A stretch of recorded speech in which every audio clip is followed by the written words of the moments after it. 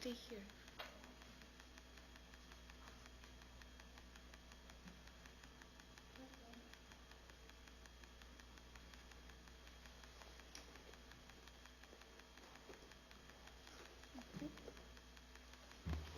Okay. Works now? Doesn't work. What you can always switch to. Let's start, okay? Start. Sorry for a bit of technical difficulties. Okay. First of all, I would like to welcome you to our today's lecture. And I would start by introducing myself. I'm Stefan Пайович from Serbia. I got a bachelor's degree, master's degree, and finally a PhD in English language and literature.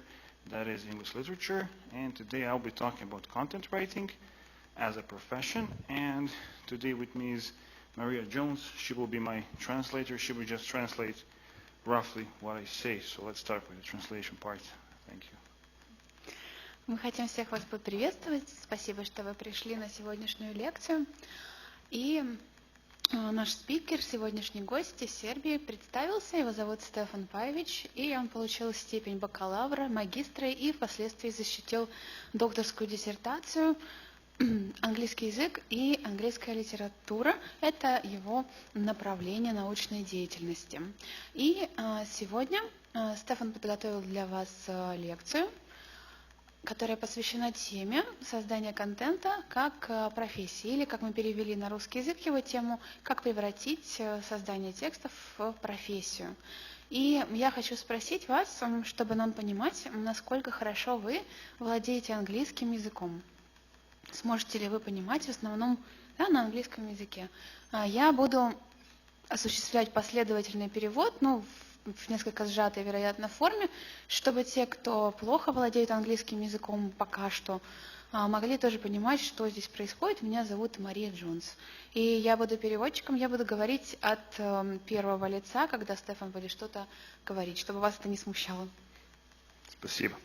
So, like I said, I got a PhD in Serbia from the University of Novi Sad. I got a PhD in English language and literature. But when I finished my studies finally, I realized that I wouldn't never work at the faculty, even though I wrote a lot of papers, I took part in a lot of conferences, scientific ones, and that's what I liked. And somewhere in the meantime, I kind of discovered content writing. And at first, it was just like a part-time job, just to get some extra money. And over time, I kind of started upping the game a little bit. And then I started working, well, we can say full-time. Although I do work presently as a freelancer, we can say I work full-time as a content writer. And then as I started doing that, I realized that a lot of people do not know anything about content writing. So I've created this lecture to help people who are interested in content writing and those people who have started content writing and want to learn a bit more to find out a couple of more things. So I've organized lectures before the corona in 2019 in Serbia, in American corners, in 4 cities, Belgrade, Novi Sad, Kragujevac, and Subotica, and they were really popular because in Belgrade 35 people showed up without any announcements or anything, so that was a huge success. So today I will present you parts of that lecture about content writing, how it all works, and how maybe you can earn a little bit extra money on the side. Итак, как я уже сказала, я защитила докторскую диссертацию в городе Нови Сад по английскому языку и литературе, но я сразу поняла, что не буду заниматься преподавательской деятельностью в университете. И начал искать другие способы как-то использовать свои знания, свои навыки, и открыл для себя написание текстов, создание контента как профессию. Сначала это было только увлечение, но потом стало появляться все больше и больше возможностей, и, можно сказать, это превратилось в полноценную работу. И я заметила, что не все люди понимают, как это работает, не все люди знают, что это может быть в полноценном смысле слова работой.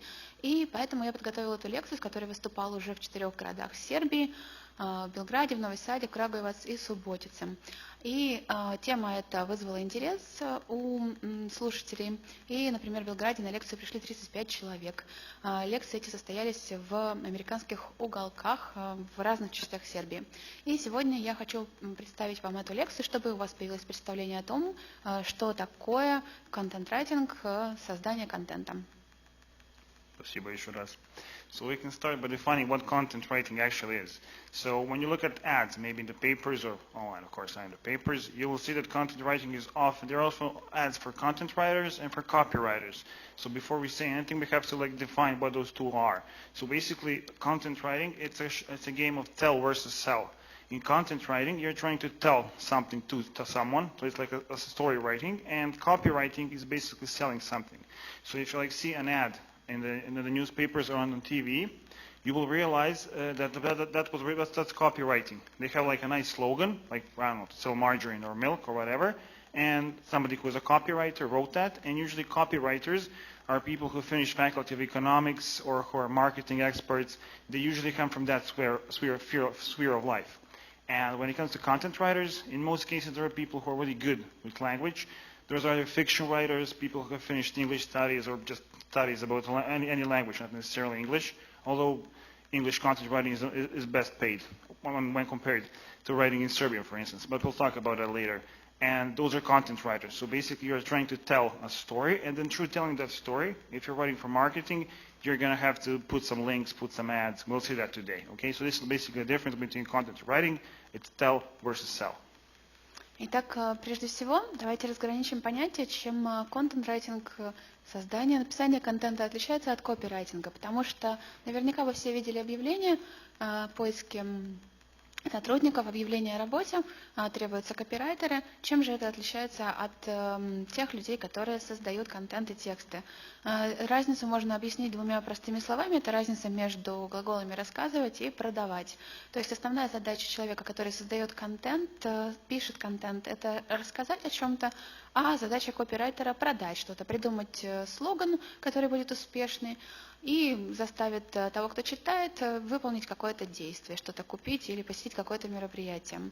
И поэтому, как правило, люди, которые занимаются контент-райтингом, это специалисты именно по языку, которые хорошо владеют языком и могут создавать информативные и хорошие, качественные тексты. А копирайтеры – это чаще люди, которые имеют отношение к экономике, то есть они понимают, как работают ее основные механизмы, принципы, и это что-то больше связано с маркетингом. Поэтому нам нужно понимать, разграничивать эти понятия.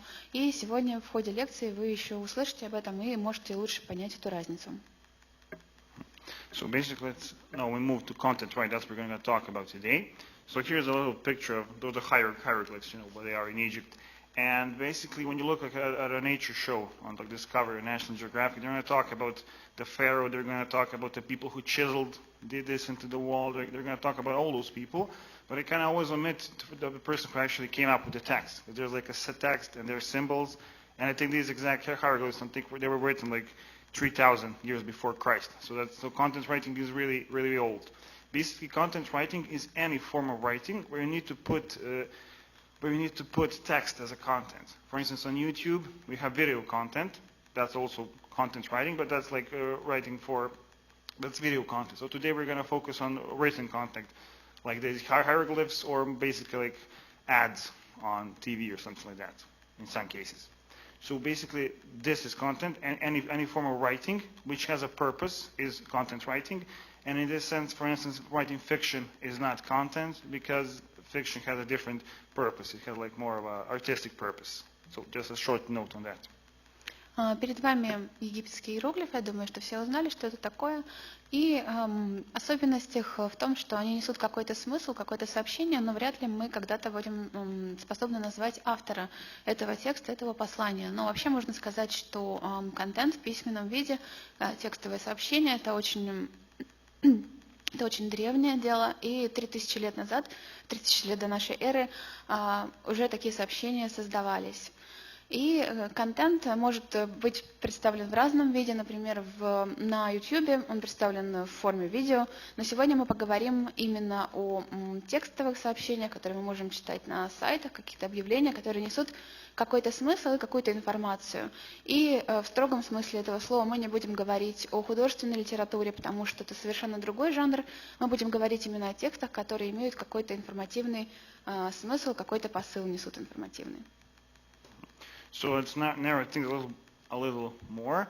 So I'm going to explain like how to write. So this we're talking about content writing as writing, and for marketing purposes, because most of the jobs that I'm going to talk about later at the end, have to do with marketing. So basically, first we have to understand what is SEO, and to understand that, search engine optimization, you have to understand how the whole process works and how you, as a writer, get to write an article. Now, this example that I'm going to use is like a real example which I have written about, like maybe 5 or 4 years ago when I started content writing. And I first worked as a teacher. I forgot to admit that. So I tried teaching as well, but that didn't work. Too low of a pay. Never mind. So basically what you can see in the picture, and this is like an Australian company, I think it's called Hose Link, if I remember. What they're trying to sell, what you can see in the picture, is a retractable hose reel. It sounds kind of interesting because like who would need this? Like nobody would need this. So we have like a marketing guy at their company, and he's like, nobody needs this. Who's going to buy this in Australia? So they contact like a marketing agency, and the marketing agency has to come up with a strategy how they're going to help sell that product, because this is a product that's like poorly going to sell. I mean, most people just have a garden hose, they have a garden. They don't need this thing that attaches to the wall. So they're going to contact the marketing agency, and then the marketing agency is going to like try to write a text about that. So this is like an example of one of those texts, how it looks, and we'll see a couple of more things about it.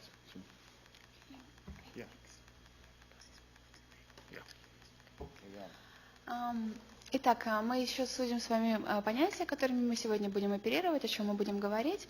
И вот конкретный пример. На предыдущей фотографии, на предыдущем слайде мы с вами видели устройство, которое должно выдвигать садовый шланг, такой механизм, который пытались продать в Австралии. И для того, чтобы объяснить людям, зачем это устройство может быть нужно, зачем они захотели бы его купить, фирма обратилась в маркетинговое агентство, которое должно было придумать для них какие-то продающие слоганы и как-то объяснить людям, зачем это им может быть нужно. И когда мы говорим о продвижении продукта через интернет, для нас важное понятие SEO, оптимизация поискового запроса, и мы еще к этому вернемся. So here we can see a website where this text, which is probably titled something like 9 ways to clean your garden this fall, for instance, that's the name of the text. And then inside of this text, you can see that I have highlighted the phrase retractable hose reel. And this phrase has been inserted. And probably on that phrase, there's going to be a link, which is going to connect it to that company Hose Link and their product, the retractable hose reel. So that's how pretty much it works. But outside of those links, so we're talking about writing for marketing, outside of those links, writers have the full freedom to write what they like. And usually link builders, people from the marketing company, who are given the task to write the text and who hire basically a content writer, they're the ones who give them the possible list of references where they take data from. Of course, it's always the best to write about something you know, but that's not ideal. For instance, I wrote about like gardening and stuff like that for maybe 2 or 3 years, and I really don't like that. I don't know anything about it, so it was a bit harder for me. But still, sometimes in writing for marketing purposes, you don't get to choose which topic you like. Итак, задача автора, который будет создавать контент, текст, который направлен на продвижение какого-то продукта, это обязательно включить название продукта в тексты, которые он пишет. Но помимо этого особых ограничений нет, которые обычно стоят перед копирайтерами, у которых тексты гораздо более насыщенными призывами к тому, чтобы продукт покупали. И вот вам пример текста, пример страницы сайта, которая как раз была создана для того, чтобы продвигать вот этот механизм для выдвижного шланга, 9 способов использовать садовые шланги. И авторы, в принципе, были свободны в том, о чем можно было писать, но обязательной задачей стояла использовать название этого продукта. И Стефан несколько лет писал тексты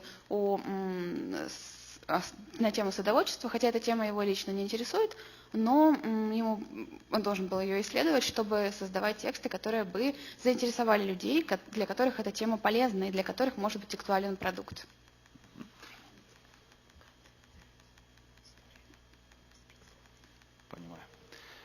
So what you see here, that's called a keyword, what's marked in blue. And a text can have more than one keyword, so you can get like 20, 30 keywords. You don't have to use all of them. This concrete text, it had like only one keyword. and then there's a link to it, and that's like called an external link. Then you have also internal links, and a text usually, which is maybe 1,000 words long, should have at least, other than the main link, it should have at least one external and one external link. Those are like the minimum requirements. Итак, то, что выделено синим, вы видите, это ключевые слова, которые обязательно должны быть в тексте, который направлен, который своей целью ставит продажу какого-то продукта. И он может включать внутренние ссылки, то есть ссылки на этот же сайт, или внешние ссылки, которые ведут на другие сайты. И на каждую 1000 символов обязательно должна быть хотя бы одна такая ссылка, чтобы призывать читателя к каким-то действиям, чтобы он мог дальше продвигаться по этому сайту. And let's now see. So this is basically how that link is going to look. Looking at the bottom part. So this is for a different company, but never mind. This is how that external link that people click on should look. It should never be like, there's an example there that's circled in red. It should never be like a home page. So it's when linking in content writing, you should always avoid home pages, only like pages that are concretely somewhere on the website. И вот вам пример внешней ссылки. То есть читатель может перейти по этой ссылке, и здесь уже конкретно идет призыв к действию и возможность приобрести продукт. И правильно, когда эта ссылка ведет не на домашнюю страницу, а сразу на страницу конкретного продукта. And about the structure so this is an example of how a link should look, like an external link. If you write about something, you need to find some references which are credible. So don't like link some other website we don't have a credible resources, like a scientific research. In this case, this example shows it is the best example how you can link some data. And you can always use statistics and numbers. For instance, I'll just give the example of writing a title. A title should always contain a numerical reference, like a number, like 8 ways to clean something, 8 tips for something. And it should always be, it's always like desirable for it to have like a time reference. For instance, 8 ways to clean your garden this fall. This is what you need to do now. So it should always have some time reference. So a number and a time reference in the title. Итак, если вы включаете ссылки на какие-то источники, обязательно нужно проверять, чтобы это были достоверные источники. И можно, конечно, добавлять в свой текст и статистику, и какие-то цифры. И очень важно при составлении, при выборе заголовка обязательно указывать в нем конкретное количество предметов или способов того, о чем вы говорите, например, 8 способов использовать садовый шланг. И также хорошо, когда вы сразу ставите ограничения по времени, это придает вашему заголовку актуальности. Например, 8 способов использовать садовый шланг этой осенью. And on the next slide, yeah, this is what I said, just repeat. So you can have like a reference, 5 ways, 8 hours, and you also have like something like forever, this fall, forever, whenever. Это тоже были примеры того, о чем мы сейчас говорили. Ну, то есть временной указатель не обязательно ведет к какому-то конкретному моменту, можно сказать, навсегда или способы, которые всегда работают. Это тоже временной указатель. And this is another way how content writing differs from like creative writing, because this is you can all recognize that this is like a Google search, and this is all what SEO, search engine optimization, is about. Basically, you want to get a hairdresser in Kirov, you will type in hairdresser Kirov. And the point of an article, okay, I'm just giving an example of hairdresser, this is retractable hose reel, is to be ranked on the first page or in the first hit there. And to help that, you have the title, which we have already discussed, then you have the link to the text, and then you have something called a meta description or a snippet, something it's called. It's like the first 1 or 2 sentences are going to be in the text. Google is going to take that from your text and put it in its search results. So it's really important that you use that well, that it's interesting, and that you use the keyword there. Ну, перед вами, я думаю, всем известная страница, поисковый запрос Google. Итак, как же использовать правила SEO или оптимизации поискового запроса, чтобы именно ваша ссылка на ваш сайт, на ваш продукт попала на первую страницу? То, о чем мы уже говорили, безусловно, помогает. То есть мы обозначаем конкретное количество способов в названии присутствует число. Также мы обозначаем какие-то временные рамки. И у нас есть еще один инструмент. Это первые два предложения, это метадата. Сюда мы обязательно добавляем ключевые слова. И также можно обозначать какие-то географические границы. Например, для людей из Кирова, если они ищут парикмахера, будет, конечно, полезно видеть название, что это именно парикмахер в Кирове. И также можно проверять, какие слова больше ищут другие люди, и добавлять их в первые два предложения, которые Google будет использовать, когда располагает поисковые результаты по значимости и актуальности. So, before I say something about the structure of the text, I just want to say that for me, when writing academic texts, it's totally different than writing writing text. So that's why I wanted to organize this short lecture, to show people how writing, like creative and academic writing, is different from writing this. And I laughed a little bit when I saw this, because in the last couple of years during Corona, like a lot of things changed. So some of these rules have changed. So it's like a market, but you always have to follow what's happening, what's the latest. And these are just some of the examples. Okay, so I just want to make that clear before we continue. Конечно, научные тексты отличаются по своей структуре от текстов продающих, и во втором случае очень важно исследовать и отслеживать все наиболее актуальные тенденции, потому что они постоянно меняются, и даже если мы возьмем период до пандемии, то, что мы видим сейчас, это уже разные правила и тенденции. Я хочу обратить на это ваше внимание, прежде чем показать вам следующий слайд со структурой текста. So this is something that you learn, I think, in elementary school in Russia as well, and high school definitely. So this is how a text should look like. So you should have an introduction, you should have body paragraphs, and then finally a conclusion. And it should have this like a structure of a pyramid, because at first you have a sentence which is an attention grabber, then you write something general about the topic. I also give a link there if it's not visible, so or you can just type in structure of a text pyramid. This will should pop up in the Google results immediately.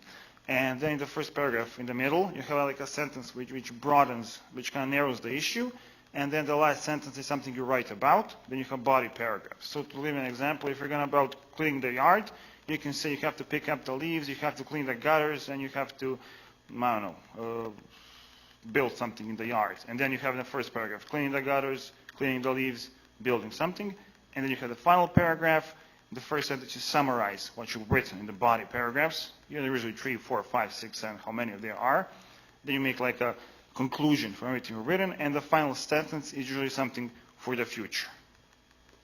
Итак, я думаю, что перед нами всем известная структура, которую мы изучаем еще в школе. Структура любого текста, по сути, это вступление, основная часть и заключение. И в вступлении мы обозначаем кратко, с какой информацией мы познакомим читателя, о чем будет текст. В основной части, которую мы делим на параграфы, мы раскрываем все эти моменты, которые мы обозначили во вступлении. И в заключении мы делаем некоторые выводы. И последнее предложение – это обязательно отсылка к будущему, может быть, призыв к какому-то действию или перспективы развития. Also, when concerning the length of these texts, when it comes to those who are written for marketing purposes, the shortest range from like 600 words, and the longest are maybe 2,000 words. More than 2,000 words is not readable, and less than 600 words you are not able to develop the topic properly. The texts I've written, and usually they're around 900 to 1,000 words. So that's concerning the length of the text. Если мы говорим о количестве слов, о длине текста, то это тексты от 600 до 2000 слов, потому что тексты, которые короче, чем 600 слов, недостаточно информативны, а все, что больше 2000 слов, в этом случае это нечитабельно. И я в основном пишу тексты где-то в районе 900 слов. Okay, let's move on to the structure of the text. And again, someone who comes from an academic background and hopefully still is in it, this is all kind of strange and weird to me. So this we have an example of how a paragraph shouldn't look, because the paragraph should be smaller. So here, this is exactly a text I wrote, precisely a text I wrote. So you can see how I was bad at the beginning. I used 6 sentences in one paragraph, which is the wrong way to go. The right way to go is. Итак, перед вами пример не самого удачного текста. Я автор этого текста, но вы можете увидеть, как я смог совершенствовать свои навыки. Чем плох этот текст? Один абзац слишком длинный, он содержит 6 предложений. So actually this, as someone who teaches literature, this still hurts that you cannot write like this, but that's something that you have to get used to. Here's an example of a little better distribution of paragraphs, that is sentences within paragraphs. Here we have 3 sentences and 3 sentences, which make 1 paragraph. So like in writing for marketing purposes, you always have to make short sentences, and you have to divide those sentences and make really short paragraphs. So 3 lines or 2 sentences or 3 maybe sentences is like the most that you can group in one group. And then some other figures. When it comes to the use of passive, for instance, passive tense in English, like 10% should be passive. Anything more than that, SEO will not work. And when it comes to longer sentences, and when I say longer, I mean 20 plus words, there shouldn't be more of them than a quarter. So 20 plus words in a sentence should be at most 25% of the entire text you are writing. И вот для вас пример уже более удачного текста. Абзац разделен, тот длинный абзац мы разделили на 2 части, 3 предложения и 3 предложения. Важно в тексте также соблюдать соотношение коротких и длинных предложений, то есть большинство предложений должны быть короткими. Длинным предложением мы считаем то, в котором содержится более 20 слов. Они могут составлять не более четверти всего текста. И также очень важно следить за использованием пассивного залога в английском языке особенно, потому что если предложение с пассивным залогом их будет больше, чем 10% от текста, то ваш текст не будет успешным и не поднимется вверх в поисковом запросе. And then it comes, I have like a short question. So, do you think that we should write email with a small dash or just email without a dash? Как, на ваш взгляд, какой из вариантов написания email, да, электронный адрес правильный? Какой вы используете? Первый или второй? Что думаете? Первый. Yeah, the first one, yes, correct. The first one is correct, and that's the dictionary definition. That's what I would tell you as someone who comes from that area. But unfortunately, things have changed, and email has been written like this, like the second option, without a dash, for so long that now, unfortunately, I have to say unfortunately, it hurts me to say so, but now you can write email as one word, and that is actually how you should write it if you're writing for SEO. So grammatical rules, again, I have to say unfortunately, do not apply in content writing, at least for marketing purposes. Но те, кто сказали, что первый вариант правый, если мы говорим о правилах правописания, то есть то, что написано в словаре, но, к сожалению, в сфере маркетинга используется второй вариант, и для продвижения текстов приходится, к сожалению, прибегать именно к такому варианту. Поэтому это важно понимать при написании текстов, тоже, чтобы они были успешными, чтобы они были продающими. Иногда приходится пренебрегать правилами правописания и использовать ту версию, которая используется именно в интернете, именно в текстах коммерческого характера. Okay, and just to say one thing more, if you choose one variant, even if it's the wrong one, you have to have consistency. You have to stick to the end of the text with that you have chosen. So even if you chose email with a dash, you still have to use it through the entire text. But better to use email like that. And also, if you choose to when it comes to, for instance, in English, there is spelling. There's Australian spelling, British spelling, American spelling. If you choose one, you have to stick to it till the end. That's also important. And usually the spelling, for instance, in America, not in America, in English, it depends to which country you're writing for, America, Australia, Britain, whatever. И очень важно также придерживаться постоянства при создании текстов. То есть, если даже вы выбрали первый вариант, потому что он вам ближе, потому что вы считаете его более правильным, очень важно от начала и до конца текста всегда использовать только его. И еще при создании текстов именно на английском языке вам важно понимать, на какую целевую аудиторию вы работаете. То есть у нас есть разные варианты английского языка, как вы все знаете, британский, американский, австралийский. И нужно выбирать именно тот вариант, для которой страны вы пишете. Okay, now we're going to, I think, next one, yeah, it's about style, the next one. So I have already mentioned that passive voice shouldn't be more than 10%, and that's reflected in the text, because it's the best way to use, we call those there's also call to action buttons, but when writing a text, you should always call to action, and I've chosen this poster because it speaks volumes. You should always use the second person, so you. You can always say in the text, you should do this, you can do that. So there is no being nice in a content marketing text. You can always, not too much of course, but you can end you should do something, right? So it's always it's personal. It's more personal than a regular text. И так как я уже сказала, у нас не должно быть больше, чем 10% пассивного залога в тексте. И также очень важно, чтобы в вашем тексте был призыв к какому-то конкретному действию. Вы к чему-то призываете аудиторию. Для этого нужно использовать местоимение второго лица. И может показаться, что это как-то рисковато, но нужно придерживаться такой политики, каждый раз обращаться к человеку, чтобы текст казался более личным, более персональным, что мы призываем конкретного читателя к какому-то действию. We're getting near the end. So also in English and other languages, you can also use something called transition word, transitional, or linking words. That's how they're called. I think linking words is used more often. And they can never be wrong to use them. So I have just downloaded this from the internet. You can just find there are many, many more. These are the most usual ones, and they're really good to be used in content writing. Actually, if you use them in every paragraph and start every sentence with them, that would not even that would be a problem. They're really important, and as they're important because Google ranks them as well, and they're really important because they make a flow in your text. И в вашем тексте также рекомендуется использовать слова-связки, которые вы можете найти подобную таблицу в интернете. Они никогда не лишние, они всегда уместные, и они, как исходя из их названия, помогают вам связывать мысли между собой, связывать отдельные предложения и целые абзацы. И вы можете найти такие примеры в интернете. And I would just like to finish, to say writers and just people who write in general, the way they use these linking words, that is connected to their style and to their own personal style and how they write something. So they're really important. So for instance, let's look at emphasis. And I would, for instance, I use clearly, especially, obviously, but I would rarely use absolutely. But then someone else might use absolutely, and that creates writing styles, and that's how you're going to be, I won't say ranked, but based on that, they're going to choose whether your writing style is good for a marketing company or not. И эти слова помогают также обозначить вам свой стиль.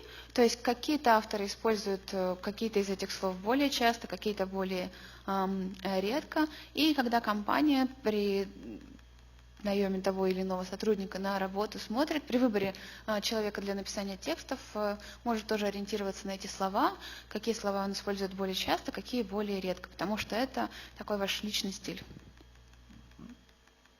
Okay, so basically this is the end of the lecture pretty much, but I just wanted to say that I have made this lecture not to teach someone something, but just to introduce maybe a topic. But the most important thing is this is where I share my knowledge of this topic, what I have, and possibly get someone interested into this. So I think the next section will be for you to ask questions. You can ask in Russian or English, doesn't really matter, and to see if there's something that you would like to say. And this is from my old presentation. There's just some companies. When I say some, I really mean some. I don't think it's 5%, or just in Serbia companies that do that. Like I started for Green Web Marketing, that you can see there. I started writing from them, and then I moved on for some other companies. I'm sure there are also companies in Russia. You just have to Google the ads a bit, and that's it. So I would like to invite you to ask any questions if you have them for me. Итак, здесь примеры компаний, с которыми работал лично я, через которые можно найти работу в сфере написания текстов. Но сейчас, я думаю, мы перейдем к нашей самой интересной части нашей встречи, где вы можете задать вопросы Стефану и, может быть, поделиться своим опытом, если он у вас есть в этой сфере, или узнать то, что вам интересно.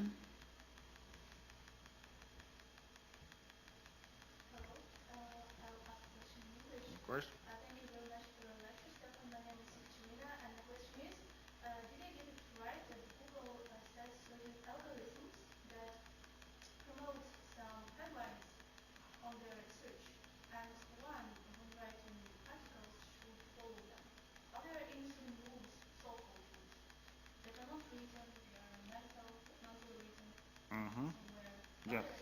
Yes, that's a good question. Thank you for the question. Yes, Google does have its algorithms, but as a content writer, I'm never in that position where I can follow those algorithms. That goes to those people who do marketing, but they cannot transfer the information down, so I can speak from that position. Yes, but they change those algorithms very frequently. When I very frequently, I mean every 6 months, something like that. So it's they're always, that's why this job is really interactive, because there are always different things that are important in a text. And I have worked maybe for 5 or 6 companies more or less that are marketing, and they all have like different. What I've written here, that's like an amalgam of everything that they have told me. But they all have like different positions on what's important in a text. Some of them like numbers. You have to put like thousands of numbers inside. Some don't like numbers. They need like creative content. They need pictures. So it depends. So yes, Google does have algorithms, but they change. So that's why you always have to constantly have to look up. Some of these things I've told you here, those are just some of the things that you need to pay attention to when writing. But when you start writing for a company, they are the ones who follow Google's algorithms, and you as a content writer, they are the ones who tell you, hey, this is important, this can change, we need to change this. So just follow as a writer from that position. Итак, вопрос был о том, есть ли какие-то алгоритмы, о которых следует знать авторам текстов для того, чтобы именно эти тексты оказывались в топе поисковых запросов. И ответ на этот вопрос в том, что такие алгоритмы есть, но тенденции постоянно меняются, правила, если можно так сказать, постоянно меняются. И об этом, вероятно, должны больше заботиться уже специалисты по маркетингу, которые работают в той или иной компании, с которой сотрудничает автор текстов. И они с большой вероятностью обозначат свои конкретные требования к автору, чтобы он мог или она свои тексты под эти требования как-то подогнать, оптимизировать. Може. Once again. Okay. If it's not a secret, how much do you get for one text? Actually, I expect this question first to be. That would be the first question, but it's the second one. Actually, when I did on all 4 cities in Serbia, that was the first question. How much? How much is this paid? What are you talking? What should be listened? And I will tell you, maybe I should say that at the end of the lecture. So when I started writing, it was $1 per 1 word. Let's say $0.01 per 1 word. Or let's like move it a bit, maybe for an hour and a half work, which is like 900 to 1,000 words, you're paid might be like 10 euros at the very beginning. And that's like the lowest it can get. I think if you're like Indian, then you can write for less, because they're the ones who are like putting the price down. Presently, I work for like $50 or $60 per text, which is for me translated into an hour and a half, 2, it depends from the text to text. So let's say maybe for 1,000 words, $50 to $60. But like the average price that you can hope for if you start writing, if you find such companies, is maybe $30 per one text, which is again like around 1,000 words. It depends. When I say 1,000 words, it's just that you write, check, send. You have to check the links. You have to put require you to put in pictures, to put descriptions on pictures. So there's a lot of things to do. So it's not like 1,000 words. You write it, you send it, it's done. So around. That's I think what you can hope for after like maybe a couple of months working. But for people who have never tried this, it's going to take a while. The first text you're going to write maybe a day. And then the more you write, there's a pattern and it becomes easier. I'll stop. Итак, вопрос был об оплате труда автора текстов. И если говорить об опыте непосредственно Стефана, то он начинал со ставки 10 евро за текст, примерно 1000 слов. Сейчас где-то $50-60, и в основном в среднем на один текст уходит примерно час-2 часа работы. Но здесь важно понимать, что это не только непосредственно создание текста, нужно придать ему определенную форму, да, еще добавить какие-то ключевые слова, в общем, текст доработать. А если говорить о начинающих авторах, вероятно, после пары месяцев работы вы можете рассчитывать где-то на ставку 30 евро за текст в районе 1000 слов. And just to add something, like I have said at the beginning, content writing is a really, really, really vast area, so anyone can write. But that's also a good and a bad thing, because when people from the marketing industry need a text, they want someone whose number, email, whatever. They can contact someone, they say, I need this by Monday, you do that by Monday, and they will pay. I have never encountered someone who was running away from paying, because they're all people who want to get something done, and they want something to do it in good quality.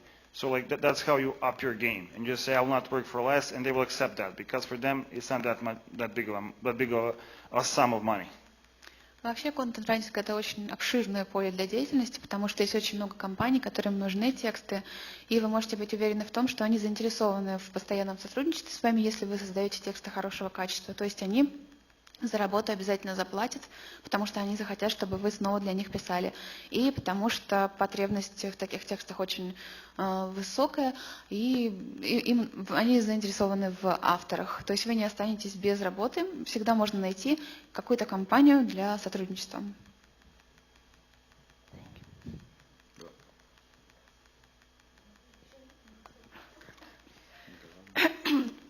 Okay. When you were at the very beginning when writing, what helped you to to get promoted among the companies? What made you, can I say, popular? Not popular, maybe. What made companies choose you to be the writer for them? Mm-hmm. Yeah, that's a really good question. How do you go up the ladder? Yeah, basically when I started writing, they had like that one dinar per one word, which is like the lowest. But as soon as they see that you're a good writer, they're literally up that in a very short while. Like after 3 months, I got like dinar 30, something like that. So that salary went up high. But I think it's like punctuality. You have to send your text at the right time. Then they have to like your style of writing. They have to like that as well. And like in every other business, contacts. Like I've met those people, because the company I worked for was from Novi Sad, and I was also in Novi Sad. So I kind of met up with those people in some occasions. Like we were in a concert, I run into someone, I'm like, hey, I'm talking to you online for 4 years. I'm like, hey, you're talking to me online for years. So when they leave that company, and when they start their own freelancing job, who are they going to call? They're going to give an ad in the papers. They're going to call somebody who knows and whom they can trust. So I think like producing good text in a good matter of time, that's the most important thing. And that's how they kind of realize they can rely on you, because trust is important in this business. They rely on you, and that's how you get promoted, that's how you go up. But I haven't gone up in a single company like this. I changed companies, and I gradually, by changing companies, I went up. Ну, если мы говорим о секретах успеха, как сделать так, чтобы вы смогли за ваши тексты получать больше денег, и чтобы компании выбирали именно вас, наверное, прежде всего это качество ваших текстов. То есть если вы хорошо пишете, компании будут заинтересованы в сотрудничестве. Это также пунктуальность. Если обозначен какой-то дедлайн для создания текста, то вы всегда ему следуете. И также это контакты. Мне кажется, в любой сфере они решают все. И, вероятно, вы работали с какой-то компанией, в которой человек работал, потом он основал свое дело, и, конечно, ему понадобится специалист, он снова обратится к вам. Ну и также, например, вначале вы работали для одной компании, потом качество ваших текстов стало выше, и вы уже можете искать другие компании и сразу уже называть им другую цену за свои тексты. And just like to add, like that company Trinity Rank, the second one, that's the biggest one in Serbia, and they have a lot of writers, and there you can advance within the company. But when it comes to the rest of it, like it's all about you being a freelancer and having contacts of the right people, and that's how it goes. Like the text I'm presently writing, I got that job because I ran on a traffic light. I was standing on the street, and I ran into a girl whom I worked for like for years, but I haven't seen her, and she was like, "You want to write?" I'm like, "I want to write," and that's how I'm doing my present job. So contacts are important, like in any profession. И если говорить о продвижении в рамках одной компании, то, например, вот во второй компании из этого списка на слайде Trinity Rank такая возможность есть. Но обычно это все-таки работа с одной компанией, потом с другой компанией, и контакты, и ваше общение с людьми решают все. Например, я нашел работу просто стоя на светофоре, случайно столкнувшись с девушкой, которая предложила писать для ее компании, для компании, в которой она сейчас работает.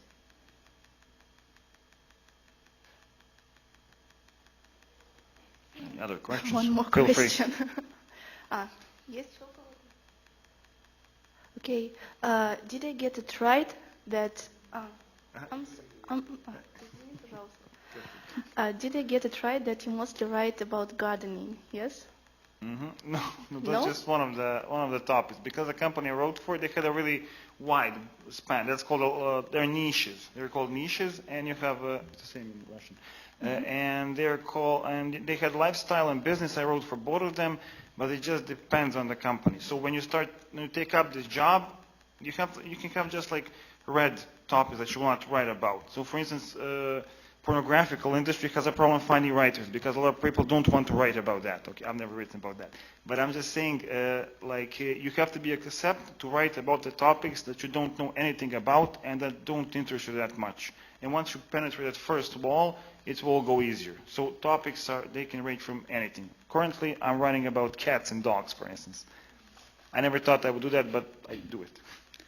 Да, авторам приходится работать с совершенно разными темами, потому что в одной и той же компании может быть несколько направлений тематических. И вот Стефан, например, ничего не знает о садоводстве, но ему приходилось писать и на эту тему, а сейчас он пишет о кошках и собаках. And what's your favorite topic to write about? Favorite topic? Well, I have to say, recently I also found another company I work for. So I'm a freelancer. I work for different companies where they basically, while I did the research as a graduate of English language and literature. For instance, I did my master's thesis on Walt Whitman, the American poet, and I did my PhD on Seamus Heaney, the Irish writer. So they have given me a free rein, and I basically write articles about them. And basically I'm writing about what I know and what I like, but those are not like academic articles, but they're mainly for a wider audience. But that's the apex of my writing for something that I really know. So I think the answer is I like writing about things that I know the most, and I think that's true for everyone. Мне больше всего нравится писать на те темы, которые я больше всего знаю сам. И пример такой темы литература, потому что мою магистерскую диссертацию я посвятила исследованию творчества Уолта Уитмана, а докторскую Шеймуса Хини. И, конечно, на эти темы мне писать интереснее, хотя это совершенно разные тексты, то есть академические, научные и тексты информативные, которые я сейчас пишу для сайтов. Это совершенно две разные истории. Но, конечно, всегда проще и интереснее писать о том, в чем ты сам хорошо разбираешься.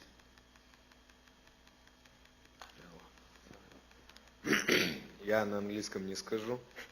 А вот, вот как бы вы показывали плакат, вот, то есть, а вот призыв может быть коммерчески выгодным, ну, чтобы он продавал товар?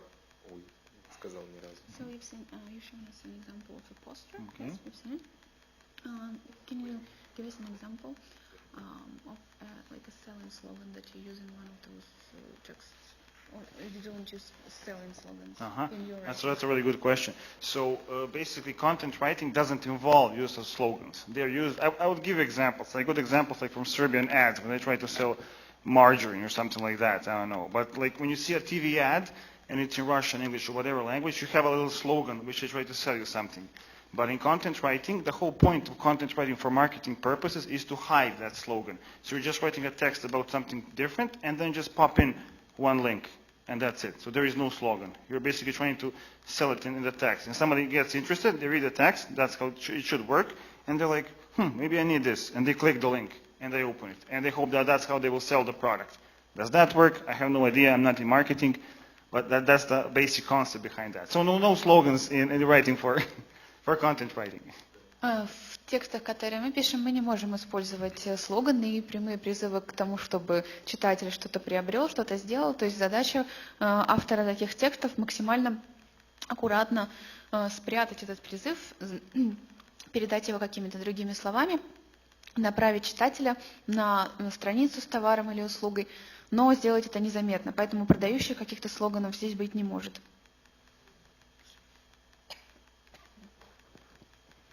It's me again. Did I get it right that personal blogs do not relate to the topic you talked about? Can we make money and work for companies when we write about ourselves? That's a good question and pretty relatable. Yes, actually you can. When that I've mentioned as a link builder, so a link builder works for a marketing agency and they're in contact both with their client, the company, for instance, the host company, and the content writer. And how they work is they contact a blog owner. It can be a personal blog, it can be a website, doesn't matter. It can be a personal blog that you have personally you have started. And they ask them, can we publish this text in your blog with a link and everything? You say yes, they probably pay some commission, and that's it. Of course, you can cut the middleman out, and you can have your own personal blog where you write text like these, which is a good idea if that can work. You write your own texts, and you take money from a company to advertise them. But of course, they're going to look, it's the same as with Instagram. They're going to look how many followers, how many readers that text is going to have, and the exposure. And based on that, they're going to decide whether they want to give you money and how much for that text. So yes, the general answer is yes, you can make money. Вопрос был о том, можно ли как-то монетизировать свой личный блог, то есть писать тексты, за которые вы будете получать деньги. Да, безусловно, это возможно, так же, как с блогерами, которые развивают свои блоги, например, в Инстаграме. Компании отслеживают успешных блогеров, и в зависимости от того, сколько у вас подписчиков, какие охваты, они могут предложить вам за определенные деньги разместить текст или написать текст, который бы аккуратно, незаметно как-то продвигал их компанию в вашем личном блоге тоже. Как платформу для продвижения их можно использовать. And is it better to have my own website or to have my account on the Instagram? What's more perspective in terms of... Like I said, it all depends on exposure, of how many people are going to see that, and what kind of numbers you can get from Google Analytics, and you can say to that company, hey, my blog is read by, I don't know, 5 people, nobody's going to care about that, but my Instagram is read by, I don't know, 5,000 people, then they might want something, and you can write the text and put a link on Instagram, so it can work like that. Again, this is all marketing, and I really hate talking about that, because when I speak about science, I know I have hard facts, that's what science is, but there are no hard facts in marketing and content writing, because it changes so rapidly. So you just have to explore. That's why this is so interesting, because there is so much that you can explore on your own, and then maybe come up with some genius idea, or just strike lucky for some reason. So try and error. Trial and error, that's like the best solution. Вопрос был, что более перспективно в плане написания текстов, которые могли бы быть монетизированы. Это развивать свой блог на своем сайте, на своей платформе или микроблог в Инстаграме. И, конечно, здесь главный ответ – это все зависит от количества подписчиков, от количества охватов, сколько людей увидит этот блог в перспективе. И я не очень люблю говорить на эту тему, потому что она связана с маркетингом. И здесь нужно исследовать определенное направление, определенную тему, чтобы понять, какие механизмы более успешны, что работает, что не работает. Это большое поле для исследования.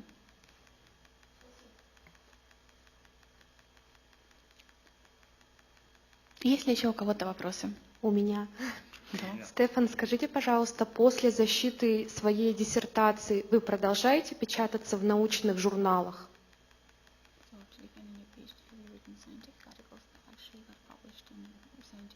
Yes, of course, like tens of them. I think like my CV has 2 pages of just listing the articles that got published. But then again, that's only relevant in an academic sphere. I never got to work at a faculty. It just happened like that. And I just started this, and it's kind of never done. After starting this, I kind of get money from this. I never thought it would be worth it to work at the faculty. So it kind of, I drifted from that part, unfortunately. Or fortunately, God knows. So, yeah. Thank you for your question. Да, спасибо за вопрос. Я продолжаю писать научные статьи, и вышло уже несколько десятков таких статей. Если посмотреть в моем резюме, это 2 страницы перечень этих статей. Но когда я понял, что за мои тексты можно получать деньги, я, к сожалению или к счастью, из этого направления немного ушел, отклонился, и сейчас вот направила свою энергию в плане творчества, написания текстов именно в контент-райтинг. Спасибо. You're welcome. Есть ли еще у кого-то вопросы? Ну, если вопросов больше нет, мы тогда благодарим всех собравшихся. Надеемся, что вы узнали что-то новое, что что-то вам было полезно. Yes, I hope it was really useful, and thank you for coming. I really appreciate that you have taken the time from your day to come here, and I hope you have learned something interesting and like spread the word that people can do this. They can also write content or just write. That's it. Thank you. Thank you for translating. And we thank Maria for translating for us.